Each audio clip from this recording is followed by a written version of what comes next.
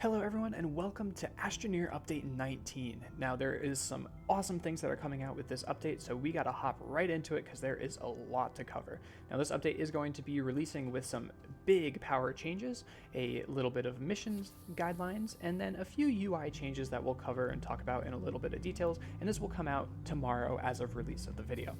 The first item that we have up to talk about is the QT RTG. Now this is a miniature RTG that only takes one slot. So this is going to be an extremely powerful item as it produces 1 unit per second constantly without any inputs. Very strong, not a lot of power, but pretty solid to have as just a miniature source of limitless power. Now this you cannot actually make. You have to find these in the world or get them from mission rewards, which we will talk about in just a moment.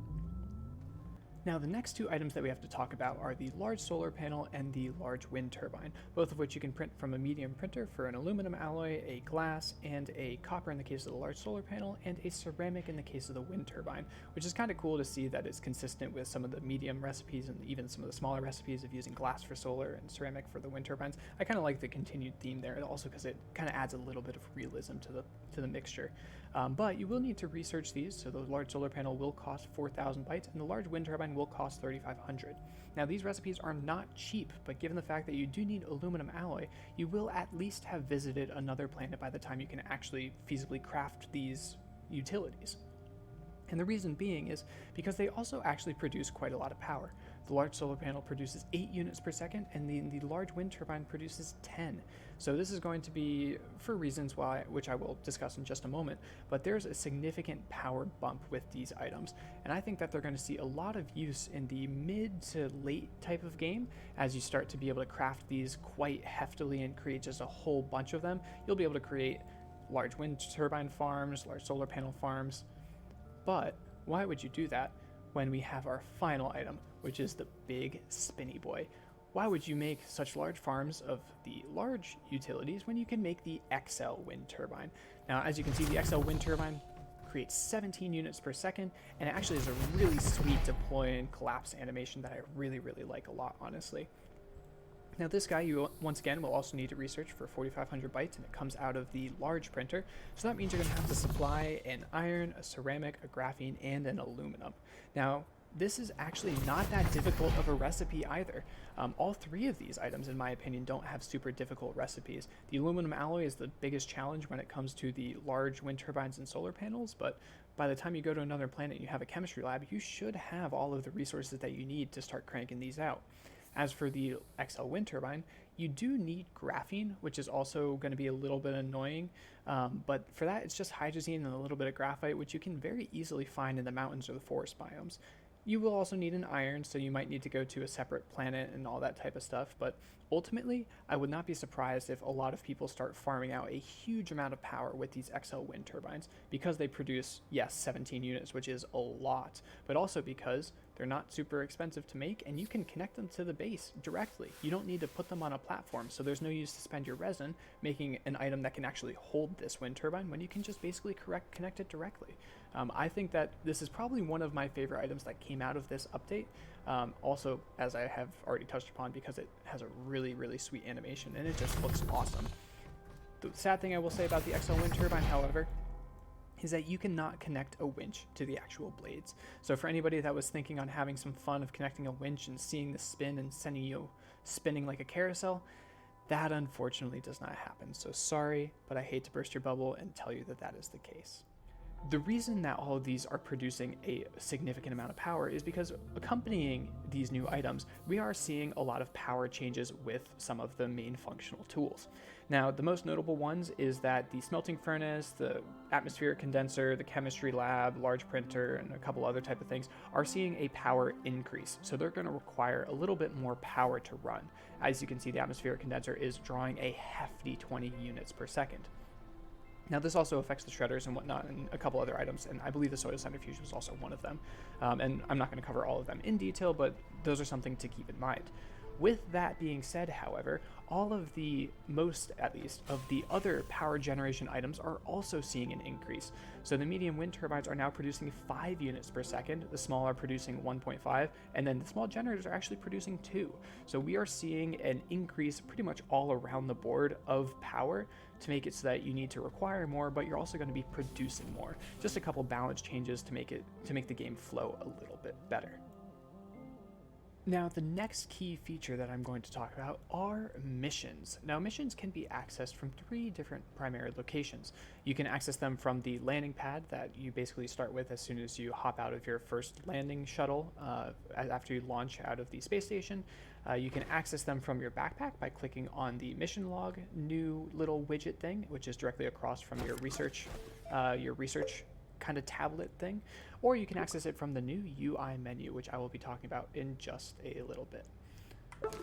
Now, the way that these missions work is you need to complete a set of criteria in order to obviously unlock what the mission is asking. For example, lights in the distance, discover a gateway chamber. Once you do this, you will be able to complete the mission, and then you will be able to accept whatever rewards you have for that mission.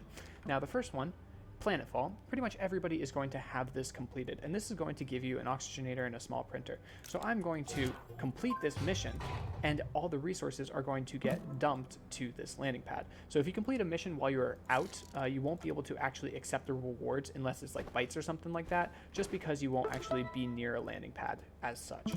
Now, the next stage of the missions, I don't know if you guys caught it, is to actually unpack the oxygenator. So because I am in a save where I have completed just a few things, I already have some of these prerequisites already completed, so I don't need to necessarily go and redo them again. And in some cases, this is going to hold true for the missions. So if I were to try to turn this in, even though I haven't completed it, it's now going to be tracked. So it's going to appear at the top of my mission log as something that I'm trying to focus on.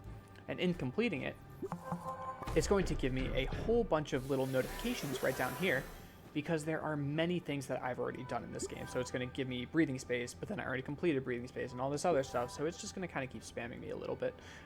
But it is very nice to know that some of the things that you've already completed, you're not going to have to recomplete. For example, breathing space, connect a tether to an oxygenator.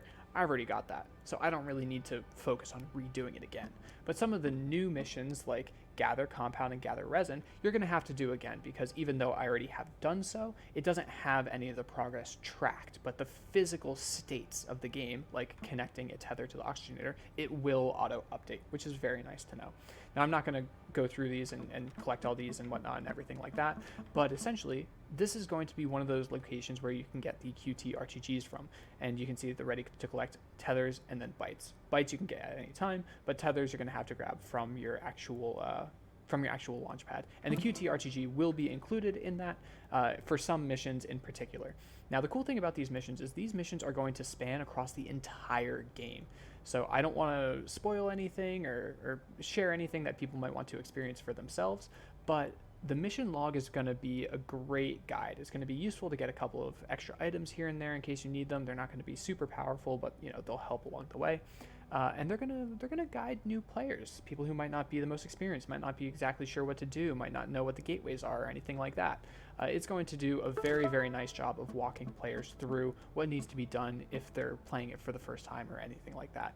So the missions, are going to be extremely fun, and I'm very much looking forward to doing a full playthrough of those.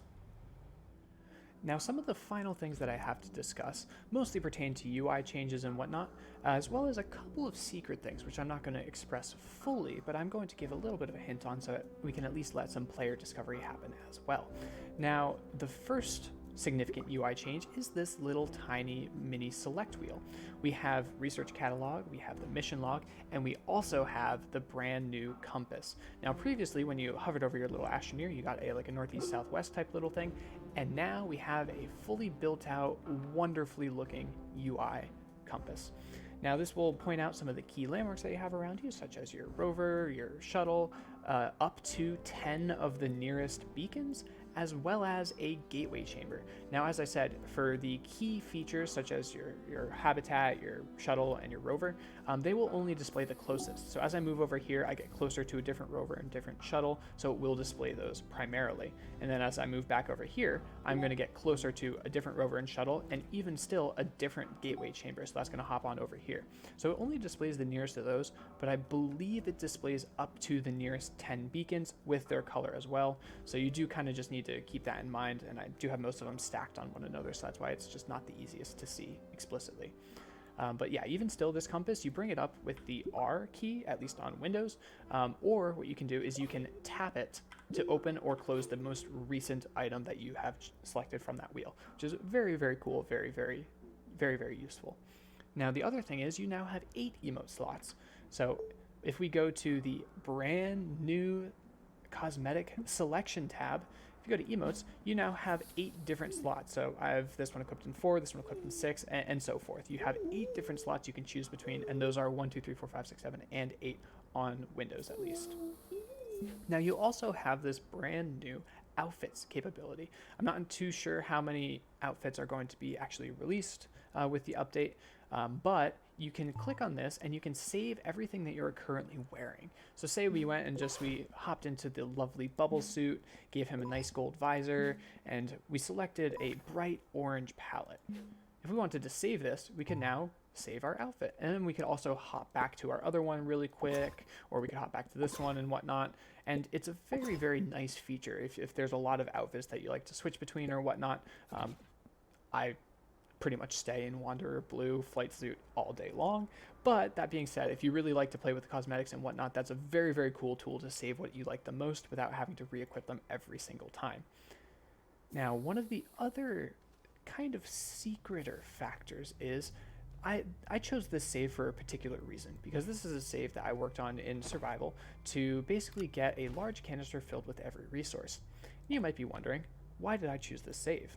And that is because the squeaker horns, and as well as the trumpet horns, now have a second purpose. Normally, they just sound like a little yell of some kind, but when placed on top of a canister of a specific material, they now change their noise.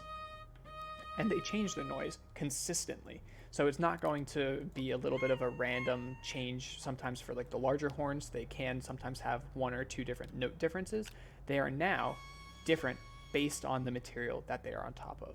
So I'm not going to play all of them because, frankly, there's a lot of them to play, but also so you can kind of have a little bit of discovery and see what you might be able to make. So this is going to be a really, really cool feature. I'm very excited to see what people are able to come up with all of the different noises that are available.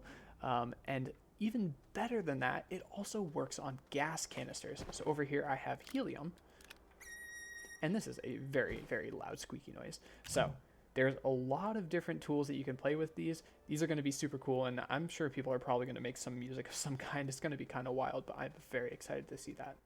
All in all, though, that's kind of it for this update. We have some really, really cool things coming, missions. We have a whole slew of power changes, and I'm sorry I don't have the items out at the moment, as well as some new squeaker horn changes. We have some UI changes. We've got the whole outfit abilities that are coming. So there is a lot that is coming in this update, and it is super, super exciting, and I'm really amazed at everything that Astroneer dev team is capable of doing, especially some of the new and shocking things that we might not have expected in the first place, but yet are still coming nonetheless. So that being said, hopefully you guys did enjoy this little insight into what we can expect tomorrow. As I have said earlier at the start of the video, the update will be coming the day after this video releases, so stay tuned for that, and we will certainly be streaming the update. So until then, have a good rest of your day, evening, and or night, and hopefully we'll be able to see you in the next video.